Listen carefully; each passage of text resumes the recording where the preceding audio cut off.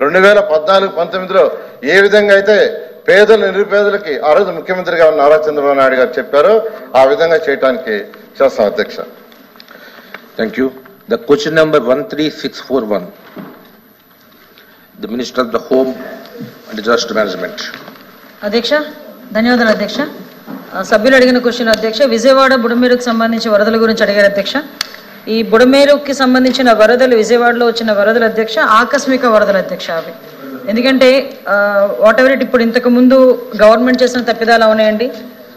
ఏం జరిగినా కూడా 10 సంవత్సరాలకు ఒకసారి ఎవరేజ్ను వచ్చే ఈ వరదలకు సంబంధించి ఇంతకు ముందు నుంచి కూడా తెలుగుదేశం పార్టీ గవర్నమెంట్లో కూడా ఈ బుడమేరు డైవర్షన్ ఛానల్కి దగ్గర యాక్చువల్గా Budameru diversion channel 15,000 cusecs water capacity అధ్యక్ష.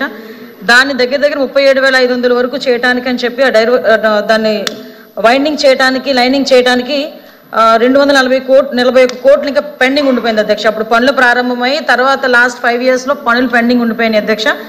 దాని తర్వాత బుడమేరు ఓల్డ్ ఛానల్ కూడా అధ్యక్ష వెనికింపాడు, కొల్లేరు వరకు అధ్యక్ష 5 ప్యాకేజీలు దగ్గర 65 కోట్లు పెండింగ్ ఉండిపోయినాయి అధ్యక్ష.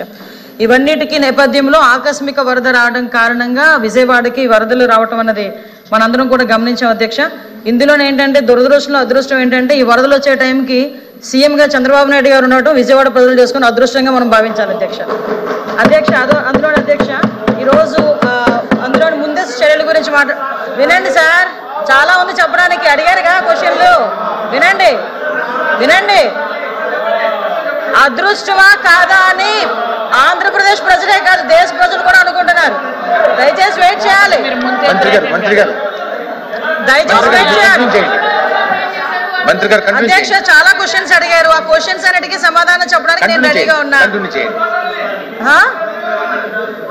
Thank you. ఇది నా టైం, నేను మాట్లాడతాను. మీరు మాట్లాడమంటే నేను మాట్లాడడం కాదు.